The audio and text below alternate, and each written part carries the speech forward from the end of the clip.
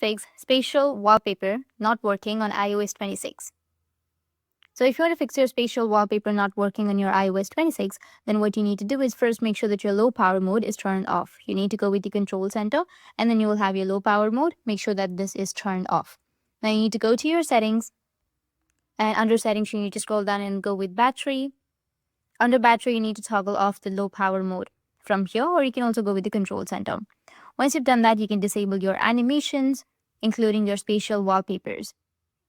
To do that, you can open up your settings again and then scroll down, go with wallpaper, open the wallpaper and toggle the spatial scene option off. You may have the spatial scene option. You need to go and toggle it off and then again turn it on. Wait for a few seconds to reactivate it. If that doesn't work, then try a forced restart. You need to just go and restart your device, and once you restart it, your problem might be fixed. But even after restarting, if that doesn't fix your problem, then the next solution is you need to open up your settings again. And from your settings, you need to just scroll down and then go with general. Or here you will have accessibility, tap on accessibility. Then you need to tap on motion, which will be right here.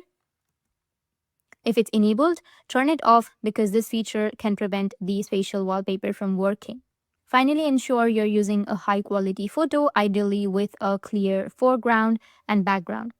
Photos of people or pets work best. Avoid screenshots or heavy edited images as they usually don't produce the 3D effect properly. Make sure your iPhone software is up to date, as some bugs may prevent spatial wallpapers from working. You can go with your general and you can go with software update and update your software. So these were the fixes, and if you have any questions, feel free to comment below. Thanks for watching.